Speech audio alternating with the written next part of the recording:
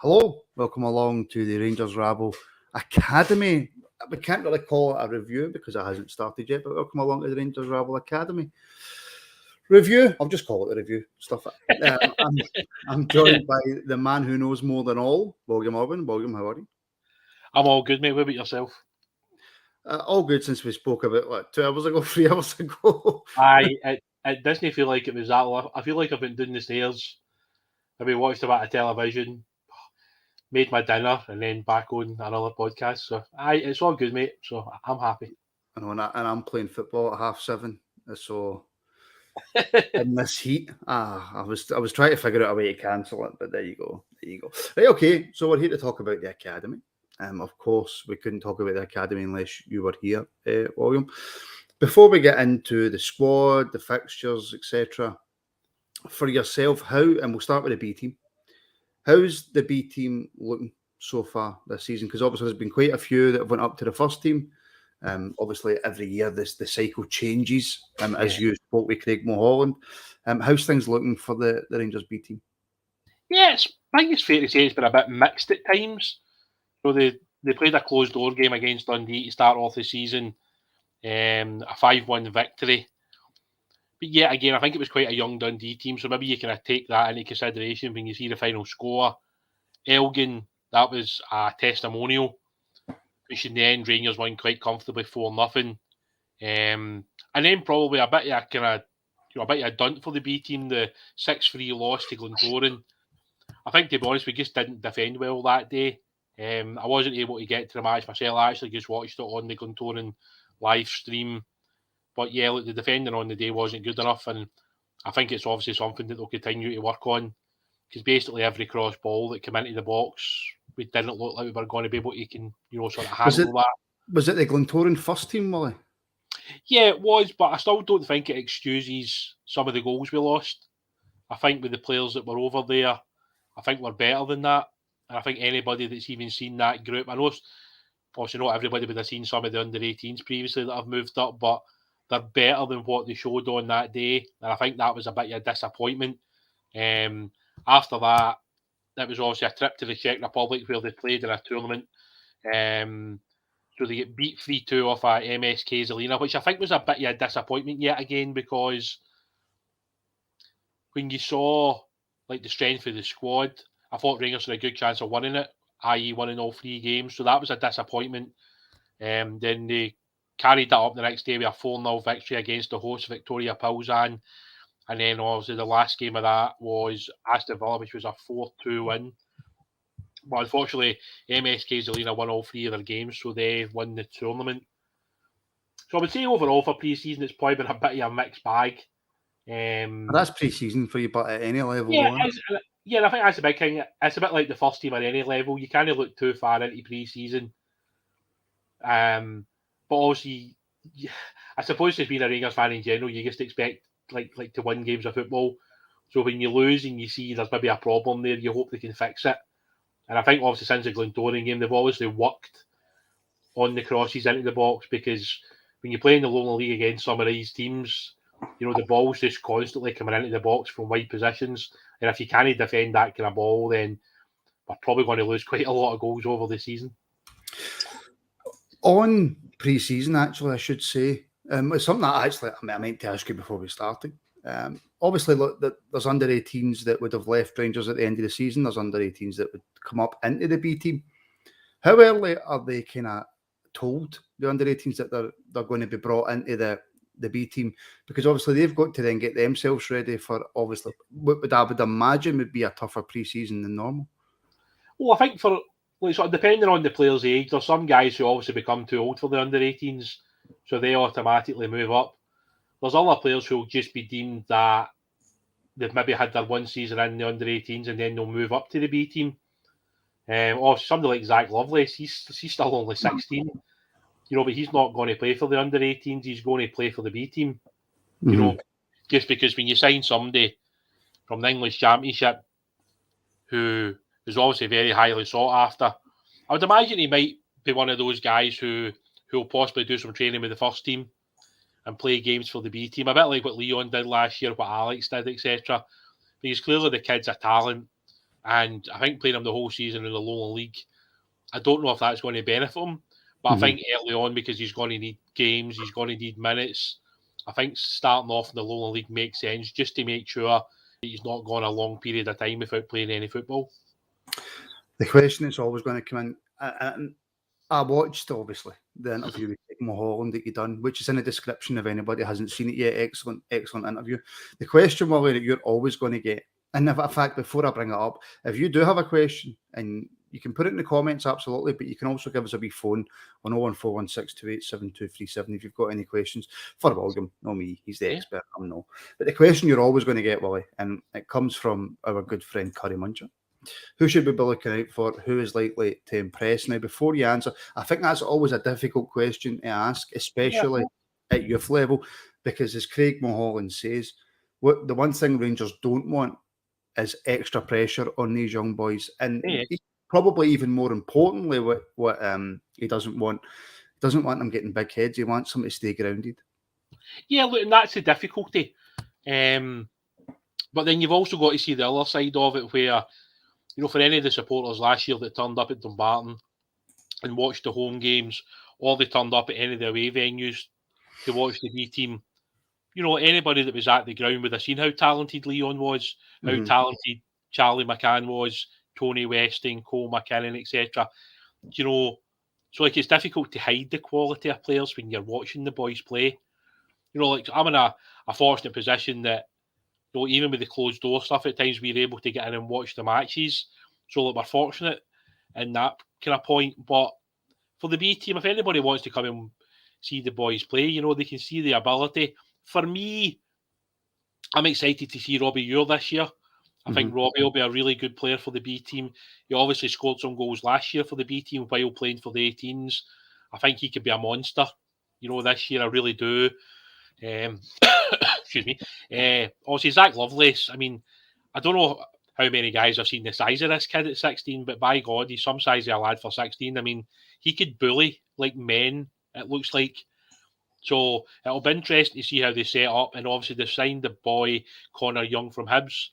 So that could be in the main, your front three. So you've got a natural left-sided player with Connor. Robbie can drop in as a 10. And then Zach Lovelace is your main number 9. So it'll be interesting to see how those three kind of set up. Other players I'm looking forward to seeing this year, I think James Graham is one I really like. That was my dinner commit that year. That was that kid. What position is he? James Graham can play off the left-hand side. He also scored a lot of goals. He's one of those guys, he could probably play off either side, if I'm honest, because he's capable of scoring goals from both sides. Very natural finisher for a wide player, which isn't something you actually see all that often, which I think is the interesting one. The midfield area is one of those ones. I'm a big fan of Darren McInally. I just think, you know, Darren's got all the heart in the world, but he's also a very good player. But one of the guys that I tweeted about earlier on today, Charlie Lindsay. Charlie obviously came over with a massive reputation from Glentoran, having already made his first team debut at a very young age. Charlie's probably been affected as much by anything as like the whole sort of spell of 2 years where we didn't play enough football, and like the continuity of everything that was going on the last 2 years probably didn't really help him. And also last year he kind of sat between the B team and the 18s, which I don't think was ideal, if I'm totally honest. So this year's a big year for Charlie, and I do think we'll see the best of Charlie Lindsay this year. I just think he's an exceptionally talented young man, and if we can get him in those right areas of the pitch, you know, he could really create and score a lot of goals this year. The one thing that interested me is that Tony Weston has been spoke about so much because obviously the amount of goals he scores and that. I don't think there was ever any real chance of him breaking into the first team this season. I think he's still got a lot to do, but he's been out on loan to Partick Thistle. First of all, how good a loan is that for him? And secondly, I'll come back to you once you've answered that. Yeah, of course. Look, for Tony, it's probably one of the toughest positions to break through at any level from the academy as a striker. It's so difficult. Tony did as much as he could last year in terms of the amount of goals he scored. And I thought maybe he would get either a League One or a Championship loan. In the end, he got a Championship loan. I saw the game against Kilmarnock where he kind of come on and played wide on the right, I think it was. So that'll be interesting to see how they utilise him. Because the one thing that Tony will give you in every single game, even if he doesn't score, is he'll put in 100% work rate. He'll make defenders work. He'll put in, all the tough yards. He'll continue to run and chase everything. It's a big step when you go from playing in the Lowland League to the Championship. It's still a few levels up. Mm-hmm. It's a more physical league. It's probably a more competitive league in basically every game. And at the end of the day, Partick are probably one of those teams that feel like they can get in that playoff spot. So for Tony, it's massively important that he goes there this season and does well. Because at the end of the day, to play for Rangers, you need to be a very good striker. And so, Tony needs to score goals at Championship level on a regular basis. See where Tony is in his development. How big is this loan for him? Does he really have to go there? Where did that posh there come from? Does he really have to go there and seriously impress? Is that how important this loan is for him? I think it is. I think that's the same for any of the guys that are out on loan this year to a point. There's different loans in that some guys are out on loan because they probably see their future away from Rangers. There's guys that are out on loan because it's a development loan to improve them to return to the first team. And there's probably other guys out on loan who are out on loan to a view to leaving the club maybe in the January window or the summer. So there's different types of loans out there. For me, if Tony can go and score 12 or 15 goals this year, it would certainly sort of open the door up to many other possibilities, whether that's at Rangers or at another club. Because people will take notice of what he did in the Lowland League to a point, but then they'll still want to see you doing it at a higher level. Mm-hmm. So if Tony can do it in the Championship, then I'm sure there would be a lot more clubs interested in taking them on loan next season. But certainly Tony's goal scoring record in the Lowland League was excellent. Yeah. Before I come back to you on, I'm going to come to you on Juan Allegra now, a minute, because he obviously went to Thistle in the last season. Curry Muncher's in the comments, and he's saying every Rangers game should be shown by RTV Women's and Youth, the B squad, the 18s, etc. Would give us all a chance to keep up to date with the players' game times, etc., etc. Craig Mulholland touched on that, didn't he? As to why it's not within the Rangers themselves' best interest to show all the games. Yeah, look, the under-18s, they've basically made a decision that they don't want too much chatter, basically, about the 18s. They don't want, too many people knowing too much, if you know what I mean. Mm-hmm. When it comes to the B team, there certainly is an argument that every game should be live, whether that's through Rangers TV or through whoever they're playing away from home. But I think the rule with the Saturday at 3 o'clock is still in place across Britain, so they're not allowed to show them. I know. And I think it's something that needs to be looked at. For instance, obviously this week's game was supposed to be a home game for Rangers against Civil Service Strollers. I know. Rangers wanted the game to be moved to the Friday night so that it wasn't at the same time as the Rangers Spurs game at Ibrox. So I don't know how this has ended up happening, but the games that ended up being switched from a home game for Rangers to an away game, and now the game's away from home against Civil Service Strollers on a Friday night, which isn't ideal for me. I'm not 100% sure I'm going to be able to make it now just because of the late turnaround in the game. But I 100% agree with what he says. I think it would be great for more people who are unable to attend these games to see the boys more often. And it would give supporters more of an idea as to who's coming through, who's doing well, who to look out for. Because at the end of the day, the sort of views of me are just my opinion. It's not the opinion of Craig Mulholland or Cameron Campbell or David McCallum or anybody at the academy. It's just my opinion. Whereas it would be great if more people could see the guys play so that they could build up their own opinion of players. And it's something that we've said before, to Craig. But at the end of the day, I think this Saturday at 3 o'clock rule is still in place and Rangers just can't do anything about it. But can you see it from Rangers' point of view that they're probably thinking, we don't want our B team really to be shown every single week. We want to keep it not under wraps, but they just kind of want to wrap their younger players in cotton wool. I think it's more the 18s they feel that way about. I think they want to protect the 18s a lot more. The B team, I think now, because of them playing in the Lowland League, you can't really hide away from it, Mm-hmm. you know. But certainly when it comes to the 18s, I don't think they're going to put a lot of games on for the 18s at all. Mm-hmm. You know, it's very much the club will keep that as private as they can. And that's why a lot of games are still closed door. When you go to the games, a lot of the times it is just the parents that are at the games. And as I said earlier, you know, we're just in a fortunate position because we've been watching the lads for so long that the club, you know, allow us access to the games. But at the end of the day, like, I do understand why they do it. And then on the other hand, I kind of think it would be great for other people to be able to see more games and see more of the players that are coming through at the club. One player, of course, who was talked about hunters was Juan Allegra when he first came in. Big boy, looked the part. He went on loan to Thistle. How did that loan go? I think it's fair to say it probably didn't work out as well as he would have hoped. You know, he probably didn't get the starts he was looking for. But yeah, again, I think as we've already touched on, when you're a striker, if you're not scoring goals, you're going to drop out the team. I think the problem for Juan is that when we signed him, Tony was doing so well in the team that it was tough for him, to be honest with you. So, like, in the second half of the season, I understood why they sent him out on loan. But just like every striker, when you're not scoring goals, you probably lose a wee bit of confidence.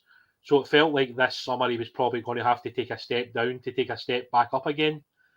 And I know people are looking at it and say, well, it's Falkirk, is that a good a level as he could get? But the problem is, when you go out and loan to a championship club and don't score a goal, is any other championship club's going to take that chance on you? Sadly, in this occasion, it looks like that wasn't the case.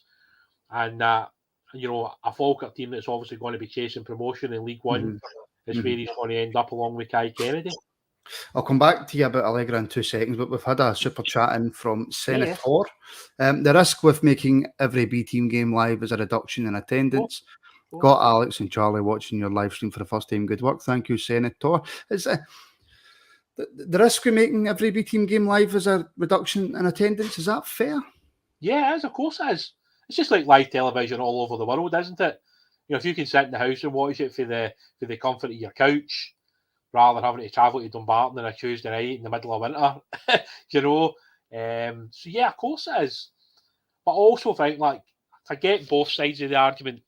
You know, there'll be people all over Scotland who can't just, you know, drop everything and go to Dumbarton, who can't just drop everything and turn up at East Kilbride and many other places within the Lowland League. So I get it. And I think it's trying to strike that balance where there's enough games that can be shown that supporters can see and that the crowds are good enough that they're going to help the players develop. Last season, I think the club would have been hoping for a little more in terms of like the numbers, like the number of people that turned up. But at the end of the day, it's difficult for a lot of people. You know, a lot of people get families. They can't just drop everything, especially when the Rangers first team are playing on a Sunday. Yeah. Well, you know, if you're going to be out all day Saturday at the B team game and then you're out all day Sunday at the first team game, pretty sure most people's husbands or wives are certainly going to be best pleased about it. You know, I'm in a very fortunate position where my wife is quite doesn't like you. You go to the games, and she doesn't like you very much, Pauline. Well, aye, well, there is that as well. But yeah, I'm in a fortunate position that I'm able to attend a lot of these games, and that's just, you know, something I'll continue to do for as long as I can. I know it's not going to happen forever, but you know, I do agree with what he says. I think, and it's also great for younger fans to see the players coming through because it maybe just gives them that wee kind of thought in their mind that they can make it at Rangers. Because let's be honest about it, you know, you never know who's going to make it. You know, and that's, I mean, you know, I'm sure like Nathan Patterson all those years ago, I'm sure he'd believe he could make it, but you're never 100%. Well, actually, Curry Munch was asking, well, what would you say is an average attendance at a B team game? Probably like 300 or 400, probably. I mean, it could be more in some games. Obviously, the games against Celtic are massive. You know, there's, I mean, like, we were obviously at the game at Ibrox together. And I don't know, what was that, about 7,000 or 8,000 people, was it, that night? Yeah. And then, excuse me, the game at Parkhead, there was a fairly substantial crowd, although that wasn't much fun with the Rangers fans sitting in the away end. Would have been much nicer, but having to Yes, sit it in would the have. end was different. But look, that's what the club want. It's what Craig Mulholland wants. It's a different environment for the boys. They took a lot of abuse that night. They stood up to it and they came away with 3 points. Mm-hmm. And that's helped benefit somebody like Cole McKinnon, because he's ended up making a first team appearance off the back of that. Well, yeah, that's true. That's true. I want to just look at a couple more players, and then I want to speak about the Lowland League, the Lowland League. It's hard. I've got a bad speech impediment. It's hard for me to say. Lewis Budanauskas, the goalkeeper, he's 20 now, I believe. He seems to have been at Rangers all his life. How's he looking in his development? Because if we look at, for example, Robbie McCrory, Robbie's now 24. Yeah. And it still doesn't seem like he's any closer to the first team. Yeah, look, it's a difficult one. It's trying to word it correctly, because sort of goalkeepers are different. Mm-hmm. It's not the same as being a 17-year-old midfield player or an 18-year-old striker, where you feel like you could take that next step now. This season, obviously, Rangers have decided to send Jay out on loan, so Jay Hogarth's away out on loan to Alloa. So basically, that only leaves Bud to play. Yeah. Behind him, it looks as though it's going to be Jacob Pizikis, who's going to be the backup. Jack McConnell, no? I don't know what's happening with Jack at the moment, because he's not played any of the games. He's not been on the bench. So I'm not 100% sure what's happening on that front. Hopefully we'll find that out before the actual season starts, to be honest with you. It's the one thing you don't want to do is come on and say, well, this player no, that player no. But I've seen Lewis's name, and it feels like he's been there longer than I've been on this earth, and he's only 20. So there you go. John Yefeko obviously came in at the end. Was it a fact? Do you want to discuss that before we go on to Yefeko? I just clicked on it because I know that CGM had obviously picked up on it earlier on. I spoke to James, and I think it was just purely he felt as though he needed to go and play first team football. And I don't think it was an easy decision to leave, but I think when he basically played all that football at Ayr United, he felt like he had to stay playing rather than coming back at Rangers and potentially being between, going out and loaning part of the first team. I don't think he felt that was where he had to be. It's looking more and more like, I don't know if anybody's seen one of the newspaper cutouts earlier. It looks like he's going to Doncaster, because he played in a trial match recently, and I believe he did quite well. So it looks like he's going to be signing for Doncaster, which is a good move. I think it's a move that will suit James. It gets him, another kind of step up the ladder. People will be going from the Scottish Championship to the England League 2. It's still a step up, and that's how I think James will see it as well. I would have loved to have seen James stay, but I totally understand after speaking to him that this is what he wanted to do. And I think from his perspective, if he's going to go and play 35, 40 games in League 2 this season, then he's absolutely made the right decision to go. Well, it's one of those ones.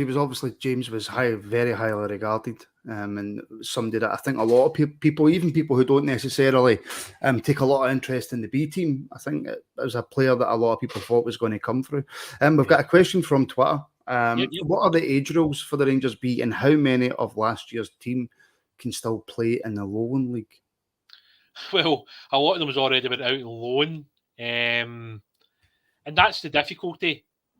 After that one season in the Lowland League, is it right to keep players in the Lowland League for a second season? Because are they really developing playing a second season in the Lowland League? And this is questions that have been asked before, and it's difficult. Somebody like Lewis McKinnon, for instance, Lewis would have probably played a lot more games in the B team last year if it wasn't for injury. Mm-hmm. So this is a season where he basically has to play a lot of football. But by keeping Lewis and giving him another year, it maybe stops somebody like Greg Allen becoming a regular. Whereas he's a 16, 17-year-old centre-back who would probably be better developed in the B team. But at the moment, he's probably going to have to stay with the 18s because Lewis has been kept on because they want to see him for a full year at B team level. Well, there's a lot of like permutations to everything that happens at every football club. And that's just kind of one of the things. Like, obviously, Juan Allegra going out on loan today and Tony Weston going out on loan opens up the market for, like, obviously, Connor Young will later sign for Hibs to start. It allows Robbie Barr to play more games for the B team. It means that Zach Lovelace is probably playing as many games as he wants because we went from having 5 strikers to 3. So everything's got a reason behind it. In terms of the age, you know, Rangers want to use in the main like sort of under 19s or 19 or below, as they like to kind of say, because when you're 20 years old, I think you really need to be out playing at a higher level than the Lowland League for most of the players. And I think that's why, like, obviously Cole had a really good season, so he's out on loan in the Championship. Tony had a good season, he's out on loan at the Championship. Jay had a good season, he's out at League One. Murray's got to a stage in his career where a second season in the Lowland League would be pointless, and he's 20. So he's in League One. So it's like trying to explain a lot of things in a small amount of time. It would be better if I was sitting next to somebody at a game and you could say to them, look, this is why they've did this. This is why that's been done. You know, there's so many things that come with it. I think my dog agrees. with me. Can I just say a big hello, welcome and thank you to new channel member Grant Gilbertson. Thank you for signing up to the Rangers rabble.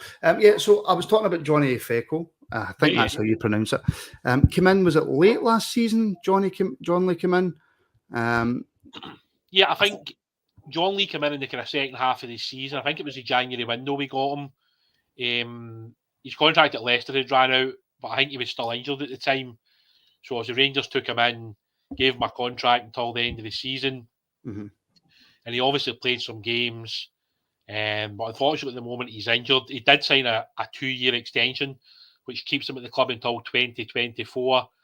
But I think he's obviously going to miss the start of the Lowland League season by the looks of it because he is still injured. John Lee's one of those guys that he'll split opinion amongst people that go to the games.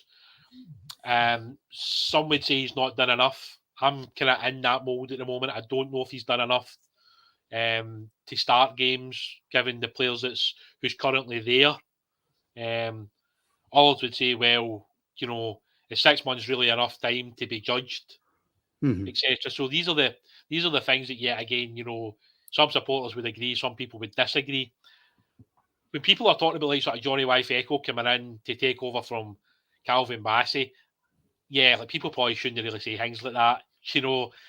Calvin, even when you look at his physical size, his attributes, he's a totally different player to John Lee Fecko. So I hope people kind of don't put too much pressure on John Lee at the moment to turn into another Calvin Bassey.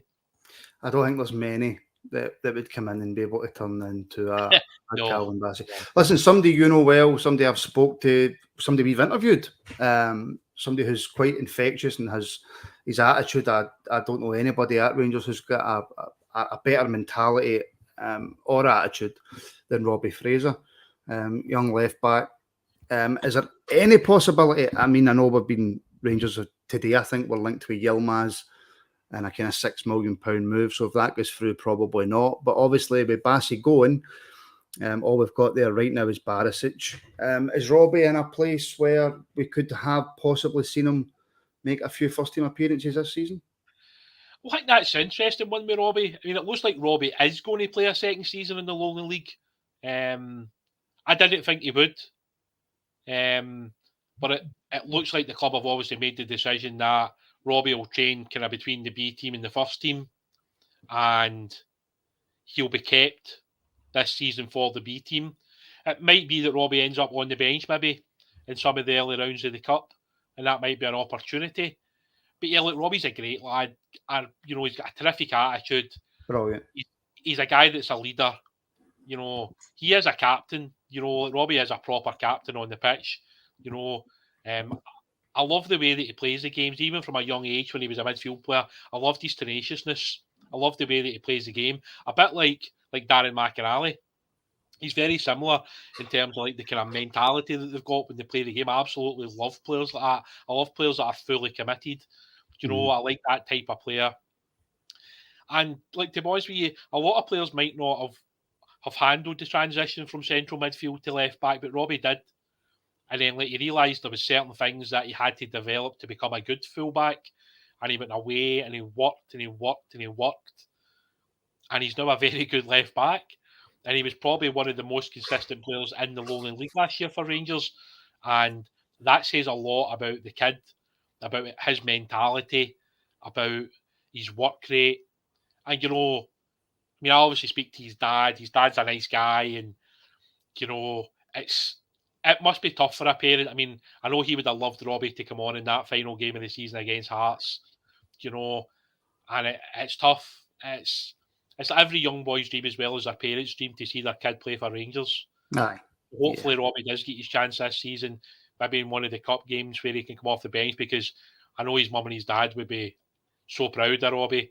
And I think it's Greg Mulholland said in the interview, you become like a kind of parent at times when you watch the guys, because when Cole come on and Adam come on and so many of the other guys who have done it over the last few years, you do feel a wee bit emotional, to be honest, because you know how much effort they've put in to be given that one opportunity to pull on a Rangers jersey for the first team. I'm going to ask you about Adam Devine and Zach Lovelace, and then we're going to quickly move on to how you think Rangers are going to fare in the Lowland League, and what the aspirations are. But we've got 14 minutes, so a quick word on Zach Lovelace. Been brought in for a decent fee. There's a lot surrounding him. What's expected, do you think, of him this season? I think there's a huge expectation that he'll run right in the Lowland League. I think, to be honest with you, having seen him walk by me a couple of times up at the training ground, I'm not so sure he's 16. He's some stature for a lad that age. It just looks like a monster, in terms of his physical size, his power. He always had a nice link up for one of the goals over in Northern Ireland. I think if the club can develop him properly, this kid could be something, very good for the football club in the coming years. Current you're saying 16 going on 28. Mate, honestly, if anybody gets to watch a B team this season and it's the first time they've seen Zach, how that kid's 16 and the physicality he's got, wow. 2 points here, right? Thomas is asking, firstly, is Zakowski injured, right? But just as well on that, C. James asking, what are we going to do with Devine? Tav obviously isn't going anywhere, but we have the lesser spotted Zakowski, and I am not sure it's fair to stick Devine out at left back. Now, for me, William, and I don't know if right now Zakowski's carrying a slight knock or an injury, I don't know. But the fact that Adam Devine is getting minutes in these friendlies tells me, just as a normal Rangers fan watching, that he right now is rated higher than Zakowski. Yeah, look, he was obviously part of the training over in Portugal. He was obviously in the pictures and things like that, Zakowski. So I'm not too sure if he is carrying a knock. Look, I like Adam. I think Adam's a good footballer. It's interesting because there's not really been, you normally hear a bit of chatter before somebody goes out on loan. Like most of the guys who have been out on loan now, we've heard their names linked to these clubs prior to it happening. With Adam, at the moment, it doesn't sound like Adam's going out on loan. Mm-hmm. But you've obviously got somebody like Jack Harkness, who's part of the under-18s last season, who's moved up. And I think Jack's a very, very, very good fullback. So it's either going to be that Adam drops in and plays in the B team and Jack misses out, or Adam stays with the first team squad but maybe doesn't play very much and Jack Harkness plays most weeks for the B team. Yeah. It's extremely difficult. When it comes to Zakowski, I've not been told that he's injured. So I don't know maybe if that's maybe one of those ones where Rangers might look to loan him out, to get him more minutes. Now, there's loads, and I said to you before we started this, I'm worried that I don't know enough of the players, but I'm actually doing all right. And I didn't think we'd have enough content to keep going, but we need to finish in 5 minutes. So, and there's plenty more. Maybe we'll do another one next week, and we'll talk about the players that we haven't spoke about. I just want to point out to Curry Muncher, it was my missus that picked this wallpaper. Right, that's fine. It was the missus that picked the wallpaper. You know, see, at the end of the day, I make no decisions when it comes to any of this stuff. None. Like, my missus picked the sunroom. So just really quickly, Willie, in a couple of minutes or less, the Lowland League this season. Now, you've had your interview with Craig Mulholland. So, do you know what? I'm going to stop mentioning it because people want to listen to it. It's in the description of the video. What is Rangers' plans this season for the Lowland League? Where do they see themselves finishing? I think first and foremost, we need to be competitive in every single game. You know, we need to be competitive in every game. I know this season we obviously don't have Leon, we don't have Alex, we're not going to have Cole, probably not going to really see much of Charlie McCann either. Obviously Jay's went out on loan. So look, there's going to be a lot of change this year. It's hard to know where we'll finish. Finishing second this season would probably be a bigger achievement than last season, if I'm honest, because of the changes of this season's team. I think it's more likely that maybe we finish a couple of positions below that, to be honest. I think when you look at like sort of Open Goal, Broomhill, when you look at like East Kilbride, they look like they're two pretty strong teams. So I think they two will probably fancy their chances of getting promotion. I think for us it will be a more difficult season than last season, to be perfectly honest. And just touching on the 18s quickly, because I said we would. Well, I tell you what, Willie, are you happy if I have to go, or would you be happy to carry on yourself? I'm more than happy to leave you yourself. There's quite a few comments there. Unfortunately, I am being dragged out. I did not expect us to be able to talk this much, but then I forgot I was on with William. So for everybody watching, just for me personally, I'm going to say thank you very much. Thank you for tuning in. And I'm going to leave you in the very capable hands of Mr. William Irwin. Right, guys, it looks like you've been left with me. So, see what's our questions. Put me on the spot. What player? Look, I'm a huge Robbie Ure fan. I really do think that Robbie Ure is good enough to make it at Rangers. I think, again, it just depends how the club are going to move him in the next year or two. You know, do they see him as the same as Leon and Alex, where he'll just, sort of move into the first team without going out on loan? But yeah, for me, Curry, I really think that Robbie Ure's the one who I would pick personally. I've still not seen enough of guys like Connor Young and some of the potential new signings who'll probably be coming in, because I think the squad is still a little bit short in terms of numbers. So that'll be interesting. But for me, Robbie Ure. If anybody else in the chat has got any other names, you can just hit me up on that. I'll touch on the 18s quickly, because obviously I wanted to do that as well. Obviously, most of you guys will have seen the players that we've recruited over the summer. It's a lot of players in comparison to most other years. I've obviously watched a couple of the games so far in pre-season. It's been a bit hit and miss with the 18s, but I think that's just down to the fact that they're looking at so many players right now, and they're trying to, work out maybe who the best 11 is. I've been impressed by Archie Stevens, who's a player they picked up for AFC Wimbledon. Really good winger, very direct, gets at players. I really think he could be a really good find for the football club. Obviously, you get Cameron Bell that came in from Everton. I think he's did okay. But yeah, again, there's been so much kind of mixing and matching in midfield. It's really hard to kind of know who that midfield 2 or 3 are going to be come the start of the league seasons. Bailey Rice, who obviously I think a lot of people have obviously seen his name mentioned on social media. Bailey looked very impressive. I think he's going to be a very good player for Rangers, along with Lancelot Pollard. Both still very young lads, but clearly exceptionally talented. So it'll be interesting once everybody's fit and playing who actually starts, because I do think Bailey Rice is one of those guys who is a given that will start a lot of 18 games. Let's see what we got. What do you think of Dumbarton's ground for the games? Yeah, look, last season, if we're all being honest, it probably wasn't ideal when the winter hit and then obviously the heavy rain started. It was not pretty. It really wasn't. I think this season it sounds like they might not be playing all the cup games at Dumbarton. There is a bit of talk that the games could be getting played away from there. So it would mean that only the Lowland League games would be getting played at Dumbarton's ground. And it would save the pitch getting torn up like it did last year. Which clearly, when anybody watched that game in the Youth Champions League, it wasn't pretty. When the pitch was cut up, there was a lot of dirt, a lot of sand. The ball was bobbling everywhere. And even towards the end of the season, it wasn't ideal for any of the players to be playing on that surface. So I would hope this season, the fact that the club have decided they're not going to play the cup games on it and potentially the European games, it should save the pitch over the season. I think that's the hope behind it. Connie Muncher's asking earlier, you have any idea what our turnover of youth players is in the course of the season? I think it will help the lads. Yeah, look, it's difficult. If you look at last year's squad to this year's squad, you're probably only going to be a handful of players that's still remaining, at the very most.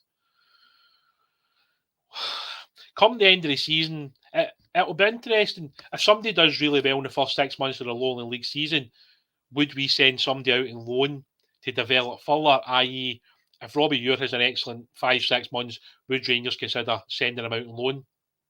That could be something the club could look at. I think the loan system is still a system that can help Rangers, sort of develop players more. I still think putting players out to a higher level, at a more competitive level, can help the players develop. Because at the end of the day, that's what it's all about. It's all about helping players get better. I know there's some people who would argue that playing in the Lowland League isn't helping players enough because maybe they're not getting tested enough on a regular basis. And that's an argument that you can see both sides of it. And I've said that previously as well. You can't always sit on here and say everything's rosy and everything's perfect, because it's not. Because there was certainly an argument last season that playing Leon at that level, that playing Alex at that level wasn't really that helpful for them, like sort of overall, because they were probably already playing at a higher standard than that. The only benefit was that they were playing week in, week out while training with the first team. And it meant they were still getting minutes on the pitch, but they just weren't playing first team football. So that's the difficulty, I suppose, in trying to keep that balance. William was asking, are we looking to bring in a few more players for the B team? What do you think we are short? Yeah, mate, I'm 100% certain we will bring in more players. I think we're still short probably in midfield. I think another midfield player, maybe even 2 midfield players potentially, is what we would be looking for. I think when you look at the B team squad, if you're just talking about central midfield players, you've only got Mackenzie Strachan, Charlie Lindsay, and Darren McInally. We could push Connor Allen from centre back to central midfield, but yeah, I do think we probably need 1 or 2 more midfield players. And I think in the main, it's probably better that they're Scottish. Obviously, the rule this year is that you're only allowed to have 4 non-Scots on the pitch at any given time. So the squad's already got quite a few non-Scots. When you've got Charlie Lindsay, Lewis McKinnon, Zach Lovelace. I'm probably missing some guys out here. Sorry if I'm. Kevin Kiabataru, who's obviously the left back, the Romanian. Kane Richie Hosler potentially there as well. So, yeah, it's not ideal. And then it's a problem for any of the guys who are playing under 18 that are non-Scottish. It's then a problem for them as well to even get a seat on the bench because of that. So it's probably more helpful for the Scottish lads in the under 18s who might be kind of pushed up a little bit quicker to sit on the bench while the numbers are not really there for the B team. Graham's asking, William, do you think we will bring in through the youth setup as opposed to buying in first team players? Yeah, look, it's an interesting one. We've obviously seen Charlie come in. He was obviously purchased for Man United's under 23s and then moved up. Zach Lovelace has obviously come in, going to play for the B team and then likely move up. I think, speaking to some of the staff up at the training ground, it sounds like the scouting now has become much bigger in terms of the players are looking at, the age groups are looking at. With somebody like Archie Stevens, I mean, I personally knew nothing about the lad when we signed him from Wimbledon, but having obviously watched him a couple of times now, I've been very impressed. So, there's obviously people out there doing their job right. It's easy to pick up somebody from a higher level, maybe like Cameron Bell, who's left Everton, or Zach Lovelace, who's played at 15-year-old in the Championship.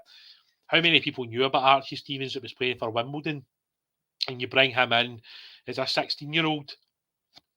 So this is where the club, I think, have to strike that balance where they can maybe pick up one or two gems from the English market. But we also need to develop our own Scottish talent. That's got to be the primary focus for me, because you want to see local lads who have put in all the tough years and battles up at the training ground to get that opportunity. Curry saying, heard a few rules on the B team and games allowed with first team. What are the rules? I hear different people. The rule last season, I believe, was that if you played 5 first team games, Curry, you then couldn't play in the B team. Now, I'm not too sure if that rule's still in place this season, but the other side of that argument is, would it benefit Leon or Alex or Charlie to come back and play in the B team in the Lowland League? That's still a side of the question. So I don't know. One of the lads asking, Leon King should get a good loan. Yeah, look, it's interesting. Obviously, we had James Sands move in to play centre-back last night for the first team. So if you're looking at the first team, you've got Connor Golson, John Suter, Ben Davis, Sands, and then obviously you still get Katic and Helander there, although they do seem to be kind of on the kind of fringes. That would make Leon the 5th choice centre-back. So, yeah, I can understand that comment, and it will be interesting to see if we do decide to send him out on loan, because, yeah, again, the argument, as I pointed out earlier on, would be that would it not be better to have him out on loan playing rather than being a 5th choice where he might not play that many games? I think it's interesting me, Leon. For me, I was hoping that he was maybe going to be the 4th choice, and he would get minutes in like the home games. But it's interesting now that maybe they see Sands as a deeper player, as a centre back, and that might push Leon back a little bit. If that is the case, then possibly a loan, because I'm sure there would be clubs interested in taking Leon. When you've played for the Rangers first team, you've obviously made your debut for Scotland at quite a few of the levels now. I would imagine there would be a good amount of clubs looking to take Leon on loan. It would just depend what level Leon could get, whether that's a Prem loan or a top Championship loan or potentially somewhere down in England. But I do understand Rangers' reluctance to loan out Leon, because he's another one of the homegrown lads who you can add to the European kind of squad, and then, he can make a lot of the trips, and you can obviously have more space for other players. One of the guys saying, B team will finish top if my local side East finishes second. Yeah, look, if we finish first this season, mate, that would be incredible. I really do think that would be a huge achievement. I've been impressed by the players that East Kilbride have signed. As I said earlier, I think Open Goal, Broomhill, I think will be tough as well. I think they look as though they've signed some good players for this level. And see, to be fair, the first game of the season against Civil Service Strollers won't be easy. They were very decent last season, as were Spartans. They were very competitive games. So it'll be interesting to see how we cope against these teams this season compared to last season. Obviously, we have lost the kind of spine of the team in some ways. We've lost our goalkeeper, we've lost Kyle and Leon, we've lost Cole and Charlie, and we've lost Tony. That was the kind of middle of the team, and we had guys like Robbie Fraser there, Adam Devine, Aaron Lyle, Kane Richie Hosler, all these guys were there. So yeah, we've lost a lot of players, so it will certainly be interesting to see where we do finish come the end of this season. Andrew also saying he thinks Zach Lovelace will be the top goal scorer. Yeah, look, Zach certainly looks like he's somebody that can score goals. But yeah, again, I'll get back to that front three. You've got Connor Young, who's a natural left-sided player who can play as a left centre forward. Rangers might utilise him as a free, like a front three, like a proper front three with Robbie, with Zach and Connor. Or maybe they'll drop Robbie in as a 10 to just sit behind the two. they've got quite a few options there, and that's the kind of exciting thing about it. But yeah, the F3 could be very, very exciting this season. Graham's asking, right, so the first league game of the season is this Friday night against Civil Service Strollers. It's away from home at the Christie Giles Stadium. I think it's a 7:45 kickoff. You can buy tickets through the Fanbase app. So if you're in the local area, you can attend that game. After that, it's East Kilbride away on Tuesday night. So yeah, again, another really tough game. And then if my memory serves me right, it's Cumbernauld Colts away. So 3 straight away games to start off the season, and that's on the Saturday, which I think is the 30th, same day as the Livingston game. It's a 3 o'clock kickoff. So those are the kind of 3 first games of the season. East Kilbride will be talking about promotion and going full time with all their players. Yeah, I think what was interesting was that many people thought with the money that was being spent by Darvel, if Darvel got promoted, they would be favourites instantly. But with Darvel not winning that game against Trinent, I think East Kilbride have possibly seen this as their best chance to get promotion before some of the bigger teams start moving up. Because at the end of the day, like Darvel will just keep spending money until they get promotion. And once they get into the Lowland League, they'll just go again. So I think this season for East Kilbride is probably a massive one and a great chance for them, to get promotion. Random Madness, why are we not promoting from the unders? Well, we are promoting, we're moving guys up from the 18s into the B team. We are moving players up, and there will be some of the younger players from the 18s that will, get their game time as well for the B team this season. As I say, we're not going to have the biggest squad in the B team this season, it doesn't look like. So it's certainly going to open the door for a lot of the sort of 16 and 17-year-olds in the under 18s to move up and play B team football. And I think that's a big plus for this season, because there is going to be space for them to come and play. Curry Muncher's asking, where the F is that? Mate, you'll need to get Google Maps out and try and find it. There's quite a few stadiums kind of locally in Edinburgh, so you can certainly try and find them if you punch in their details online, or find them on Twitter, Civil Service Strollers. Yeah, I think that's exactly what it is. It's sort of Kelty Hearts obviously did it very, very well, and you look where they are now. It certainly should open the door for many other clubs to do that as well in the future. Seeing East Kilbride are looking to get to League 2 so they can build a new stadium. Yeah, look, of course, look, if you make that next step and you move into the actual ladder, the first, second division, you can look at what Cove Rangers have done. You look at what Kelty Hearts have now done. It will be interesting to see how Bonnyrigg Roads do as well. But certainly, I think East Kilbride, as well as Open Goal, Broomhill, will 100% be looking to try and win promotion this year. It certainly looks like it with the players they've signed. And I don't think we'll quite be as strong this season as we were last. It'll be interesting to see how Hearts do. Hearts are normally a very, very young team, so it will be interesting. There's obviously quite a few ex-Rangers boys there, guys like Rocco Frio, Adam Forrester, Callum Sandilands, just to name a few. So you always want to keep an eye on how these guys are doing. Right, I think that'll probably round us up for tonight. Thanks very much for all the questions. Much appreciated. Really do appreciate the fact you guys come on and check us out and obviously cover the comments. Just a quick one, Ian. Do the Rangers team B teams at Ibrox?